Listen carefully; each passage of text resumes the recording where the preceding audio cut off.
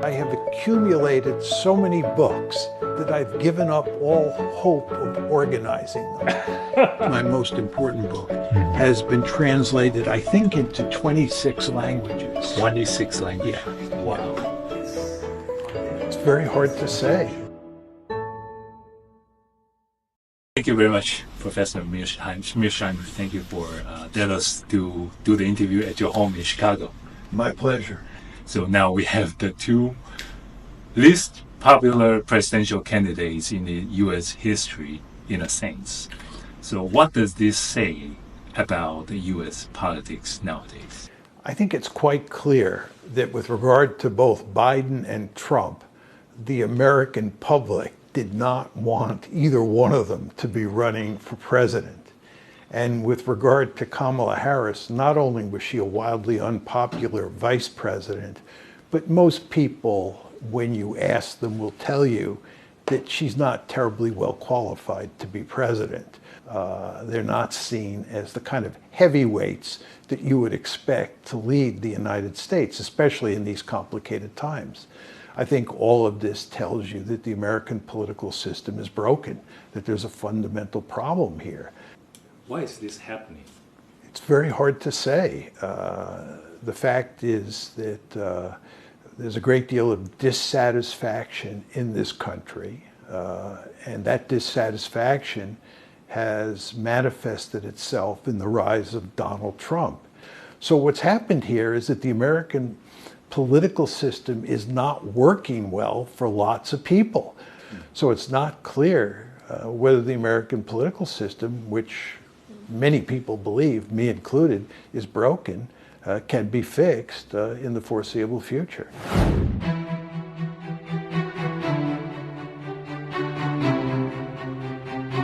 So how will this election change the fate of Ukraine?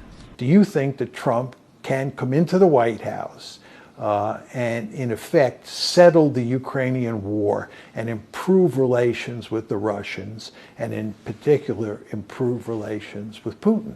I actually do not believe that Trump will be able to shut down the Ukraine war. And the principal reason for that is that Putin's demands are not ones that Trump could easily accept. These are two preconditions. One precondition is that Ukraine and the West have to formally agree that the 4 oblasts that Russia has now annexed are now and forever Russian territory. And of course, the same applies to Crimea.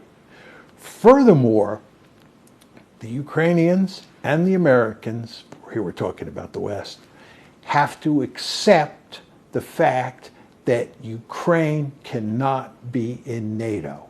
They have to declare that Ukraine will be a neutral state.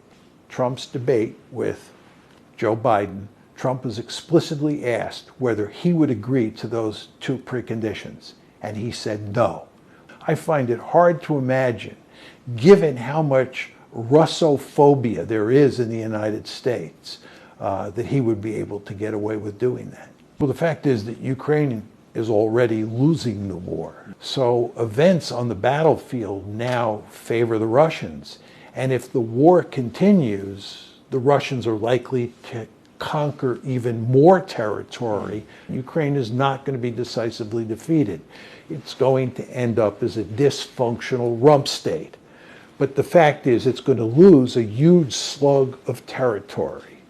And then there will be a frozen conflict. And where that point is in the future is hard to say. But I would argue it's not far off.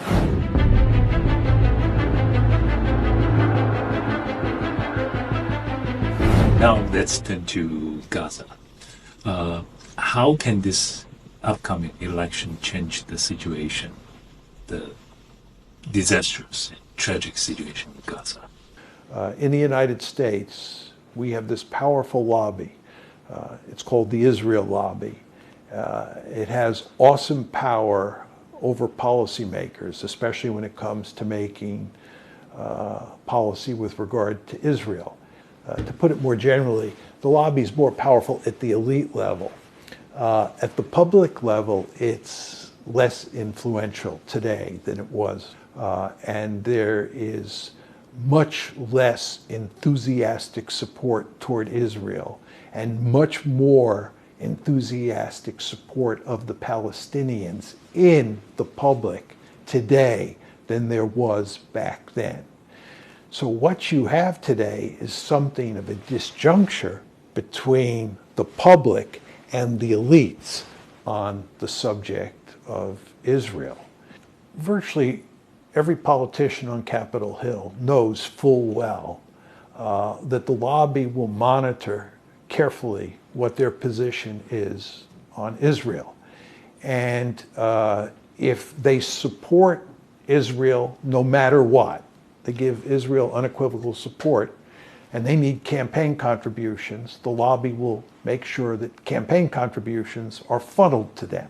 And once they're in office, if they begin to veer away from the policy line that the lobby faces, the lobby will put enormous pressure on them to get back in line and to become pro-Israel in the extreme once again. And you talk about the foreign policy blob in this country. I covered the White House for 15 years. I can sense there's certain power that push U.S. foreign policy towards some direction, but I can't tell who are they? Like, who are the blob exactly? Well, I think when people talk about the blob, they're talking about the American foreign policy establishment writ large. You know, we're talking about policymakers, politicians, people in the media, people in think tanks, people in academia. They all believe that we are the indispensable nation. We should be the most powerful state on the planet. They all think that we have a right and a responsibility to roam around the world and interfere in the politics of other countries on topics like Israel, on topics like China, and even on topics like Ukraine. Now, the one exception to this is Donald Trump. He's not interested in running all over the world, interfering in the politics of other countries. It's in the contest between Trump and the blob in his first term in office, who wins? It's perfectly clear that the blob won and that Trump was defeated. Now, Trump, who's fully aware of this, says things are going to be different if I get elected this fall. I learned my lesson. I'm going to bring in people who share my views, and we are going to defeat the blob. We are going to defeat the foreign policy establishment. If I had to bet a lot of money on who's going to win that fight after Trump moves into the White House, and of course we're assuming he wins the election, I would bet my money on the blob, not on Trump.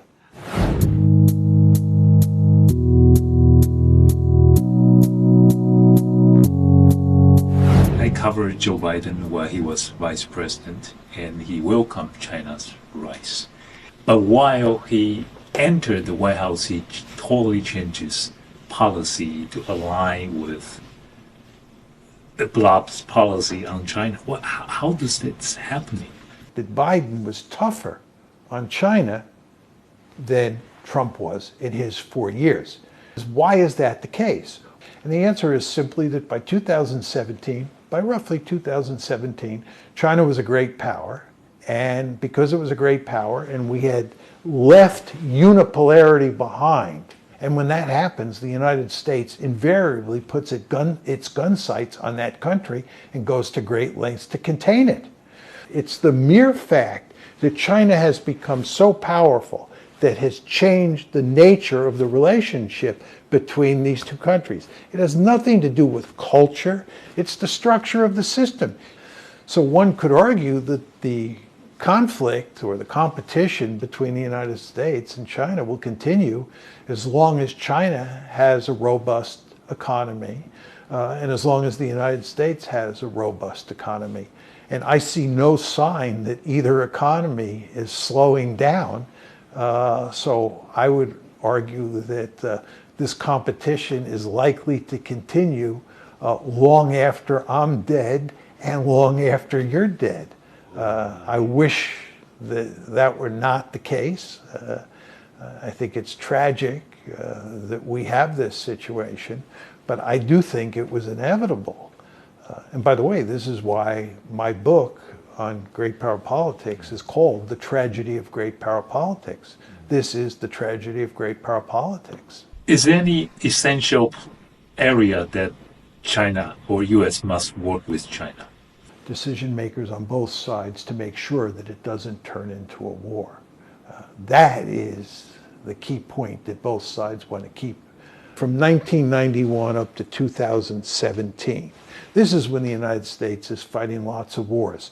Number one, the United States is a remarkably powerful country, and therefore free to use that power to fight wars in places like Iraq and Afghanistan. That's point number one. Point number two, American foreign policy makers and many people in the American public believe that it is in our interest to run around the world and to turn other countries into liberal democracies, to make other countries look like us. What is the ultimate goal of the color revolutions that the United States has been purveying in Eastern Europe and would like to purvey in Russia? The ultimate goal of those color revolutions is to turn those countries in Eastern Europe and turn Russia into a liberal democracy. We see many people actually now talking more and more about possibility of civil war. Is there a possibility this will happen? A very tiny possibility.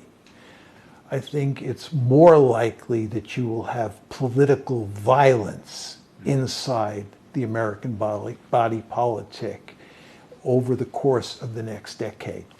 There is no question, as we talked about earlier, that there is huge dissatisfaction in the American public about the existing political system. People are really unhappy. To put it in slightly different terms, people are angry. Given the tradition of violence in the United States, that anger could turn to violence. But that's different than talking about a civil war. I don't think the differences are that severe that you would have the necessary political incentives to unleash a civil war. So the deep state in the United States monitors what people are doing, and it looks for evidence of political violence, evidence of terrorism, evidence of rebellion, and so forth and so on. And then the deep state has the military capacity to crush political violence and to crush insurrection. So I think that to get a civil war going in the United States would be extraordinarily difficult.